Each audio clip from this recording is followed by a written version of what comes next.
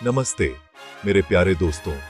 आज हम एक ऐसे विषय को समझने के लिए एक सफर पर निकलेंगे जो हमारे दिलों के करीब है। भारत के लोग। भारत की कहानी उसके लोगों की कहानी है। भारत को जानने के लिए हमें इसकी आबादी को जानना होगा। यह संख्याओं की कहानी है, हां, लेकिन सपनों, चुनौतियों और दृढ़ता की भी। जरा सोचिए, एक ऐसी धरती जहां जीवन उमड़ रहा है, ऊर्जा छलक रही है और संभावनाओं की कोई कमी नहीं है। यही तो भारत है। हमारा देश अनगिनत जिंदगियों के धागों से बुनी एक जीवंत तस्वीर है।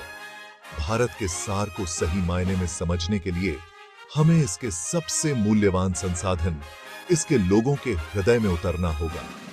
हमारी आबादी को समझना सिर्फ सिर गिनने के बारे में नहीं है।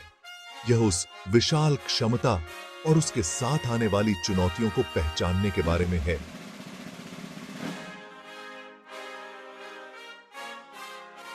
यह उस विविधता की सराहना करने के बारे में है जो भारत को इतना अनोखा बनाती है।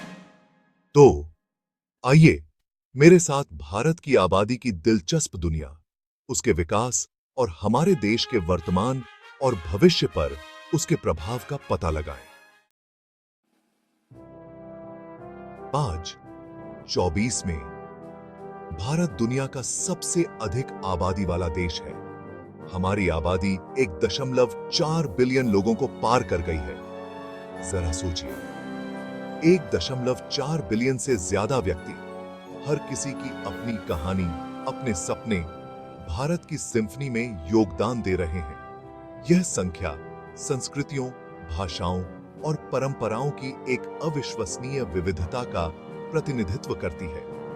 बर्फ से ढके हिमालय से लेकर दक्षिण के सूरज से सराबोर समुद्र तटों तक, भारत मानवता के बहुरूप दर्शक का घर है। यह विशाल आबादी हमारे लिए अनोखे अवसर और महत्वपूर्ण चुनौतियां दोनों प्रस्तुत करती है।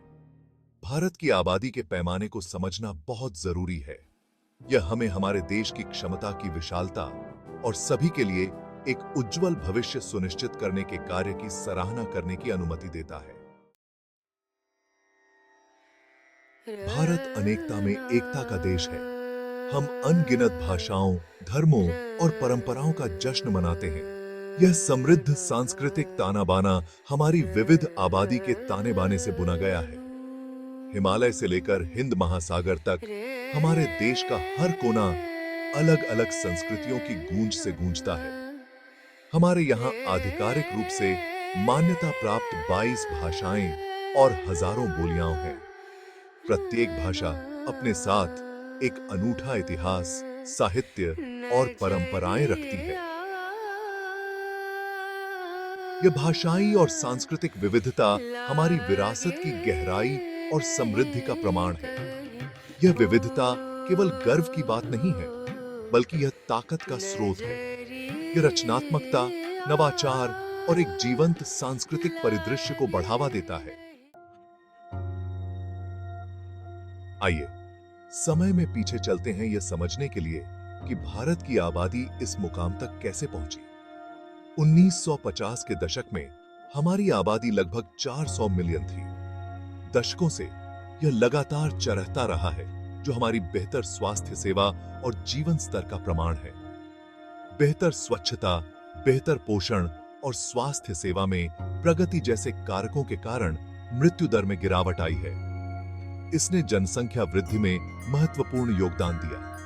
1960 के दशक की हरित क्रांति ने भी कृषि उत्पादकता को बढ़ावा देकर और खाद्य सुरक्षा सुनिश्चित करके एक भूमिका निभाई।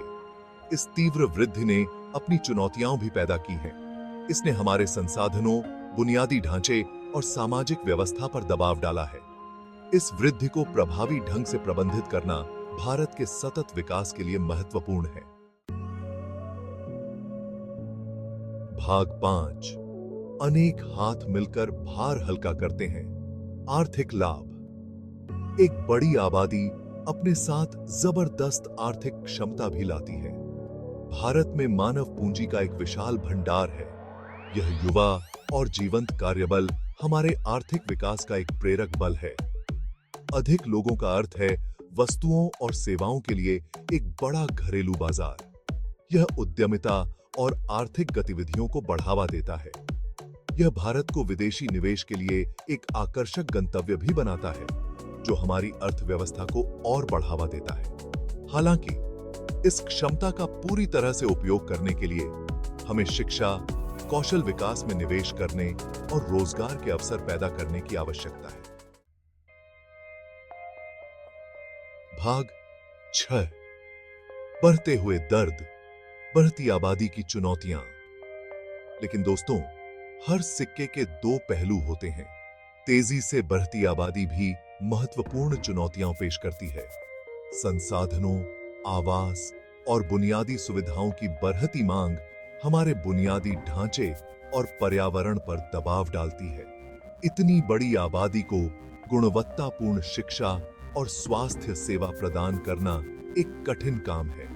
हमें अपने सभी नागरिकों के लिए खाद्य सुरक्षा, पानी की उपलब्धता और बुनियादी स्वच्छता तक पहुंच सुनिश्चित करने की भी आवश्यकता है।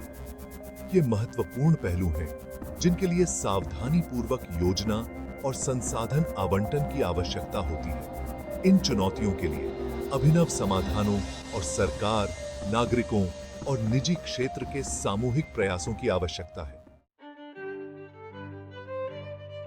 भाग 7। समझदारी भरे शब्द, विकास के प्रबंधन पर विशेषज्ञ की राय। कई विशेषज्ञों ने भारत की आबादी के प्रबंधन पर अपनी समझदारी साझा की है। वे परिवार नियोजन, शिक्षा और महिलाओं को सशक्त बनाने की आवश्यकता पर जोर देते हैं। शायद ही लड़कियों को शिक्षित करना और महिलाओं को सशक्त बनाना जनसंख्या वृद्धि के प्रबंधन में महत्वपूर्ण कदम माना जाता है। वे सतत विकास प्रथाओं के महत्व पर भी प्रकाश डालते हैं। इसमें जिम्मेदारीपूर्ण खपत, हमारे पारिस्थितिक पदचिह्न को कम करना और अक्षय ऊर्जा स्रोतों में निवेश करना शामिल है। उनकी अंतर्दृष्टि बहुमूल्य मार्गदर्शन प्रदान करती है, क्योंकि हम जनसंख्या वृद्धि की जटिलताओं को नेविगेट करते हैं और एक स्थायी भविष्य बनाने का प्रयास करते हैं। भाग 8। संख्याओं को नेविगेट करना, सरकारी पहल। हमारी सरकार ने जनसंख्या संबंधी मुद्दों के समाधान के लिए विभिन्न कार्यक्रम लागू किए हैं। प्रजनन, स्वास्थ्य सेवा और जानकारी प्रदान करने के लिए परिवार नियोजन कार्यक्रम शुरू किए गए हैं। बेटी बचाओ, बेटी पढ़ाओ जैसी पहल का उद्देश्य लड़कियों की स्थिति में सुधार करना और उनकी शिक्षा को बढ़ावा देना है। सरकार हमारे युवाओं को रोजगार के लिए आवश्यक कौशल से लैस करने के लिए कौशल विकास कार्यक्रमों पर भी ध्यान केंद्रित कर रही है। ये प्रयास संबंधित चुनौतियों का समाधान करते हुए हमारी आबादी की क्षमता का उपयोग करने की हमारी प्रतिबद्धता को दर्शाते हैं। भाग 9। भीतर की शक्ति, भारत की मानव पूंजी। चुनौतियों के बावजूद हमें यह कभी नहीं भूलना चाहिए कि भारत की सबसे बड़ी संपत्ति उसके लोग हैं। हमारी 1 बिलियन से अधिक की आबादी प्रतिभा, रचनात्मकता और लचीलापन के विशाल भंडार का प्रतिनिधित्व करती है। बड़ी युवा आबादी के साथ हमारे पास एक जनसांख्यिकीय लाभ है। इस युवा कार्यबल में नवाचार और आर्थिक विकास को गति देने की क्षमता है। उनकी शिक्षा, कौशल और खुशहाली में निवेश करके हम उनकी पूरी क्षमता को उजागर कर सकते हैं और अपने राष्ट्र के लिए एक उज्जवल भविष्य बना सकते हैं। हमारे लोगों की अदम्य भावना, उनकी कड़ी मेहनत और बेहतर कल में उनका अटूट विश्वास हमारा मार्गदर्शक प्रकाश बना रहेगा। भाग 10। एक संतुलनकारी कार्य, स्थिरता और भविष्य। जब हम भविष्य की ओर देखते हैं तो हमारे सामने कार्य स्पष्ट है। हमें एक संतुलन के लिए प्रयास करना चाहिए।